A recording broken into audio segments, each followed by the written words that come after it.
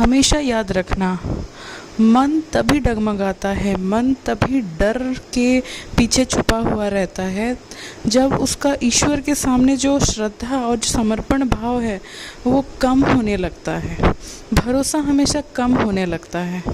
अगर तुम्हारा पूर्ण समर्पण है तो डर किस बात की मेरे बच्चे।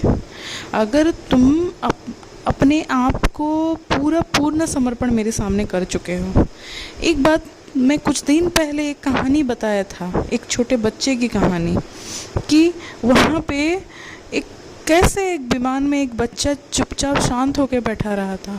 तो मैं आज तुमको ये बता रहा हूँ कि अगर मन में दृढ़ निश्चित है तो एक बात हमेशा तुम याद रखना, आज से मतलब अभी से अगर तुम्हारे पास कोई भी कार्य आ रहा है, कोई भी तुम कार्य कर रहे हो, चाहे तुम खा रहे हो, चाहे तुम पानी पी रहे हो, चाहे किसी का मदद कर रहे हो, चाहे कुछ भी कार्य कर रहे हो, सब मेरे ऊपर समर्पण कर दो।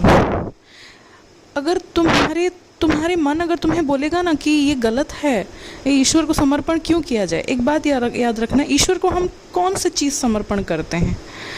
हम भगवान को वही चीज़ समर्पण करते हैं जो हम वो चीज़ को बहुत महत्व देते हैं। जैसे फूल ईश्वर को तुम समर्पण कर रहे हो, तुम मुझे समर्पण कर रहे हो, इसका मतलब क्या है कि तुम उस फूल को बहुत प्यार करते हो। उस फूल अगर मेरे माथे पे चढ़ेगा तो तुम्हें अच्छा लगेगा देखने में।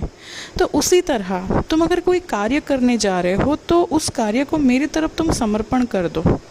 अगर उसको तुम अच्छे से समर्पण कर दोगे ना तो तुम्हारे मन को पूरा मेरे सामने लगा ही दोगे कि बाबा कि ये जो काम है ये मैंने आपके चरणों में समर्पित कर दिया है, बस आप इसको संभालो। तो उसका जो चालक वो मैं रहूँगा। जिससे भगवान कृष्ण महाभारत में अर्जुन का पार्थ सारथी बने हुए थे। वो सारथी बन के पूरा रथ चलाए थे, ना युद्ध में वो कार्य किए थे, ना कुछ किए थे, कुछ भी नहीं किए थे, लेकिन उनको सारे सारथी बन के उनको निर्देशित कर रहे थे। तो तुम्हारा जो रथ है, जीवन का रथ है, उसका तुम अगर सारथी मुझे बनाना चाह रहे हो तो तुम अपने आप को पूर्ण समर्पण करना पड़ेगा। ऐसे बिना आधा अधूरा समर्पण से नहीं होगा। मन में अगर डर है तो वो पूर्ण समर्पण हो ही नहीं सकता है।